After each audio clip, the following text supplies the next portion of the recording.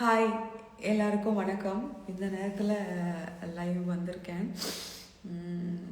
Of course நாங்கள் இப்போ கொஞ்ச நேரத்துக்கு முன்னாடி நானும் மோகனும் வந்து பிக் பாஸ் பற்றி கொஞ்சம் எங்கள் மனசில் பட்டது ரொம்ப நாளாக எனக்கு ஒரு வாட்டி தோணும். நான் பார்க்குறதில்ல, உண்மையிலே சொல்லணுன்னா நான் வந்து அந்த வீக்கெண்ட் எபிசோட்ஸ் பார்த்துட்டு இருந்தேன். இப்போ அதுவுமே நான் பார்க்குறதில்ல 2-3 வாரமாக. அதனால ஒரு 2 வாரமாக நினைக்கிறேன் பார்க்குறதில்ல. அதனால அதை பற்றி பேசலை. பட் ஹாய் தீப்தி, இன்னைக்கு நாங்கள் பேசியிருந்தோம் மோகனோட பார்வையில் எப்படி இருக்கும் அப்படின்னு சொல்லிட்டு நாங்கள் பேசியிருந்தோம். நாளைக்கு அந்த வீடியோ வந்து யூடியூப்பில் லைவ் ஆகும். ஆனால் இப்போ நான் வந்து இன்னைக்கு பார்த்தேன், எபிசோட் பார்த்தேன். சரி பேசியிருக்கோமே, சும்மா அதை பார்க்கலாம் அப்படின்னு பார்த்தேன். சீரியஸாக எனக்கு ஒரு மாதிரி கை கால்லாம் நடுங்க ஆரம்பிச்சிருச்சுங்க. சத்தியமாக யாரெல்லாம் அதை பார்த்தீங்க எனக்கு தெரியல. ரொம்ப ஒரு மாதிரி இவ்வளோ மோசமாக வைலண்ட்டாக நான் பார்த்ததே கிடையாது. ஒரு டிவியில் ஒரு ஒரு ஓரளவுக்கு அறிவு இருக்குன்னு சொல்லக்கூடிய ஒரு ஜென்மம், அந்த ஜென்மம் வந்து இதை விட கேவலமாக நடந்துக்கவே முடியாது. இந்த இந்த பொண்ணெல்லாம் சொல்லக்கூடாது. அந்த ஒரு கேடுகட்ட ஜென்மத்தை தயவு செய்து மிஸ்டர் விஜய் சேதுபதி, இப்போவாது உங்களுக்கு கொஞ்சமாவது மனசாட்சின்னு ஒன்று இருந்ததுன்னா, நீங்கள் தப்பு தான் இத்தனை நாளாக பண்ணிட்டு இருந்தீங்கன்னு உங்களுக்கு புரிஞ்சுதுன்னா, நாளைக்கு அந்த நாயை அடித்து அந்த நாயும் அந்த நாய் கூட இருக்கிற இன்னொரு நாயையும் விரட்டி விடுங்க. இவ்வளோ கேவலமா நடந்துக்க முடியுமா? ஒருத்தவங்களை பிடிச்சி எட்டி உதச்சி தள்ளுறாங்க. அதாவது அந்த டாஸ்க்ல அந்த மாதிரி நடந்துக்க கூடாது. எவ்வளவு நேரம் அந்த காருக்குள்ள இருக்கிறதுங்கிறது தான் அந்த டாஸ்கே. இதே மாதிரி ஒரு டாஸ்க் வந்து ஸ்னேகன் சார் பண்ணாரு அவரோட சீசன்ல. எவ்வளோ அழகா கண்ணியமா அத்தனை 8 மணி நேரமோ என்னமோ நினைக்கிறேன், எனக்கு ஞாபகம் இல்லை சரியா. அவ்வளோ நேரம் அந்த காருக்குள்ள அவர் இருப்பாரு. அதுக்கப்புறம் ஒரு கால்லையோ என்னமோ அப்படியே காலை வச்சிடாம நின்றுட்டு இருப்பாங்க. அவ்வளோலாம் கண்ணியமா இருந்தாங்க. என்னதான் இது வந்து சீப் பாஸ்ன்னு நம்ம சொல்லிட்டு இருந்தாலும் கொஞ்சம் ஒரு பேசிக் எத்திக்ஸ் கூட இல்லாம எவ்வளோ அசிங்கமா நடந்துக்க முடியுமோ, எவ்வளோ அசிங்கமா ஒரு பொண்ணை பேச முடியுமோ, அப்படியெல்லாம் இன்னைக்கு அந்த கமருதீன் பேசினா. கமருதீனோட அக்கா, கண்டிப்பாக நான் உங்களுக்கு இதை டேக் பண்ணுவேன். ப்ளீஸ் இதை பாருங்கள். உங்களுக்கு நீங்கள் வந்து எபிசோட் பார்க்காம இருக்க மாட்டீங்க. உங்களுக்கே அசிங்கமாக இல்லையா? உங்களுக்கு குழந்தைகள் இருக்கா? எனக்கு எதுவுமே தெரியாதுங்க. ஏன்னா நான் வந்து இதெல்லாம் ரொம்ப ஃபாலோ பண்ணுறது இல்லை. பட் நீங்கள் வந்ததை மட்டும் எனக்கு அந்த இதில் ரீல்ஸில் வழக்கம் போல் ப்ரோமோவில் பார்த்தேன். பட் ரொம்ப தப்புமா இதெல்லாம். ஒரு ஆண் பிள்ளையை வளர்த்து இந்த சமூகத்தில் அனுப்பும்போது ரொம்ப ஜாகிரதையாக இது பண்ணணும். இவ்வளோ கேவலமான ஒரு ஜந்துவை வளர்த்து விட்டுருக்கீங்க.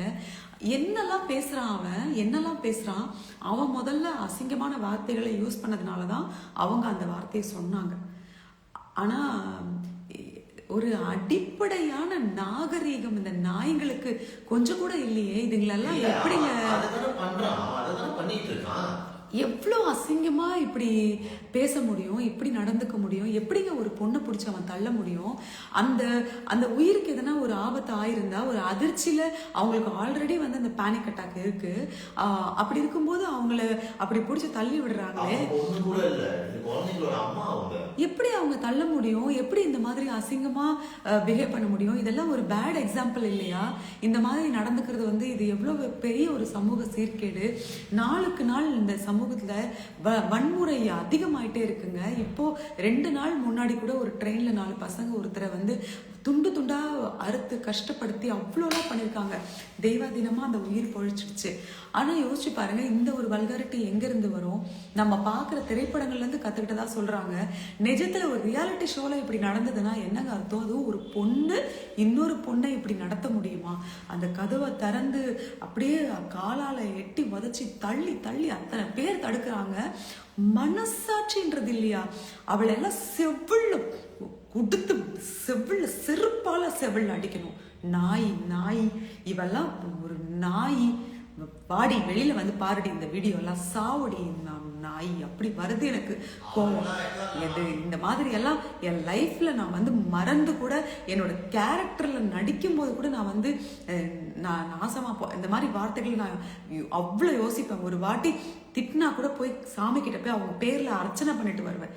ஆனா இந்த மாதிரி ஒரு புறம்போக்கு நாய், சி, இதெல்லாம் டீச்சர், உன் அம்மா டீச்சர். அன்னைக்கு உள்ள வந்த அன்னைக்கு உன் அம்மா 2 அறை கொடுத்துருந்தாங்கன்னா நீ எல்லாம் திருந்திருப்ப. நாய் நாய் சி உண்மையிலே எங்கள் தெருவில் எங்கள் வீட்டு வாசலில் 4 நாய் இருக்குடி. நாங்கள் போடுற 4 பிஸ்கெட்டுக்காக அது அவ்வளோ அன்பாக வந்து நிற்கும். ஒரு நாள் கூட வந்து அது ரோட்டில் போகிறவங்கள பார்த்து அசிங்கமாக குறைச்சதோ யார் மேலேயும் தாவுனதோ இல்லை. அந்த நாய் கூட அது கரெக்டு தான். நம்ம நாய்களெல்லாம் அந்த நாயோட கம்பேர் பண்ணக்கூடாது, நாயும் கூட சொல்லக்கூடாது. எப்படி ஒரு பொம்பளை பொண்ணை தள்ளி விட்டுட்டு மெடிக்கல் இருக்கு, மெடிக்கல் இருக்கா, உன்னை அப்படியே சிவத்தோட வச்சு அடிச்சு மெடிக்கல் இருக்கு போடின்னு சொல்லணும். முறு பிடிச்ச நாய் பண்ணுறதெல்லாம் அசிங்கம். ஆக்சுவலாக அவங்க உள்ளே இருக்கிற அத்தனை கண்டஸ்டன்ட்க்கும் அவங்க வந்து மென்டலி டார்ச்சர் பண்ணிட்டு இருக்காங்க. அந்த கேமை பொறுத்த வரைக்கும் இப்படி பண்ணுறது கிடையாதுங்க. ஃபஸ்ட்டு வந்து ஷில்பா ஷெட்டி கலந்துக்கிட்ட ஒரு பிக் பாஸ் வந்து அவ்வளோ ஃபேமஸ் ஆச்சு. அங்கே வந்து அவங்கள வந்து அந்த என்ன சொல்கிறது, அந்த நிறத்தை வச்சு அவங்கள அவ்வளோ பண்ணாங்கன்னு சொல்லி ஒரு பெரிய சர்ச்சைக்குள்ளாச்சு ஒரு காலத்தில். அந்த மாதிரி பண்ணுறதெல்லாம் கூட வேற விஷயம்னா, இப்படி அத்தனை பேரையும் ஒரு 2 பேரால் வந்து இவ்வளோ டார்ச்சர் பண்ண முடியும்னா, நீங்கள்லாம் மனுஷங்களா? நீங்கள்லாம் சோறு தான் தின்றீங்களா? என்ன ஜென்மங்கடா நீங்கெல்லாம்?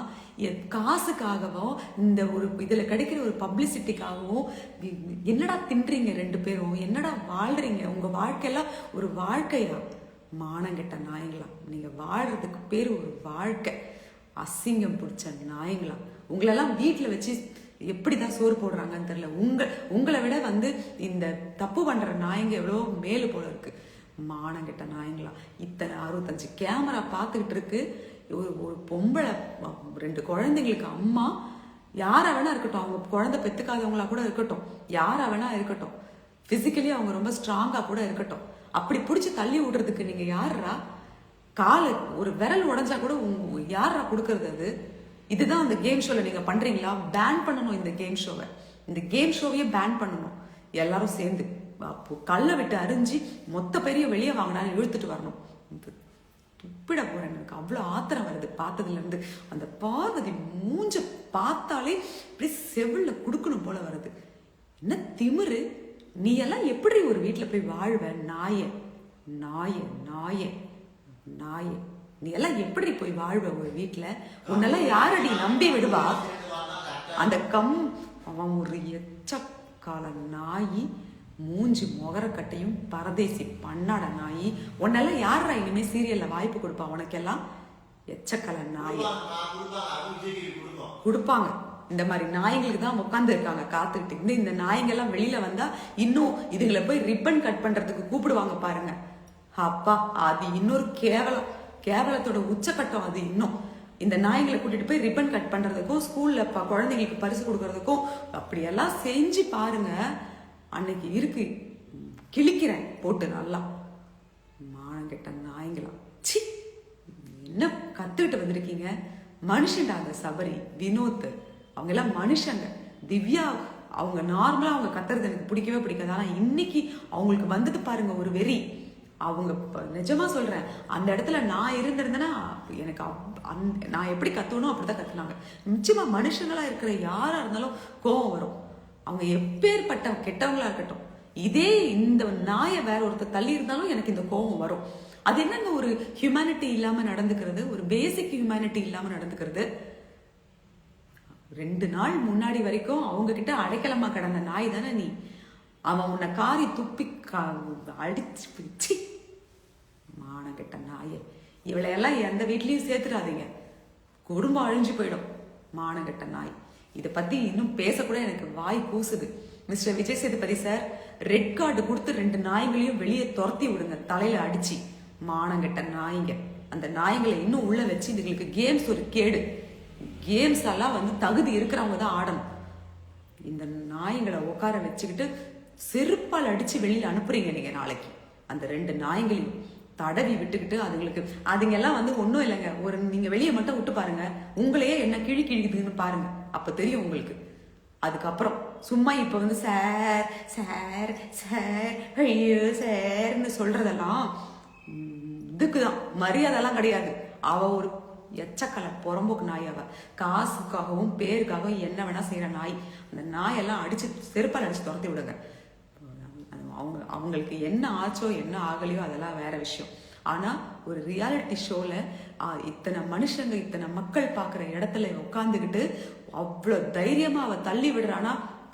சொல்லுவாங்க தெரியுமா, வீட்டுல அடிக்காதவங்க வெளியில என்ன வேணா பண்ணுவாங்கன்னு சொல்லிட்டு அந்த ஜஷ்வந்த்னு ஒரு கொலைகாரன் 9 வயசு 7 வயசு குழந்தை ஹாசினிய கொன்னு எரிச்சான் பாத்தீங்களா.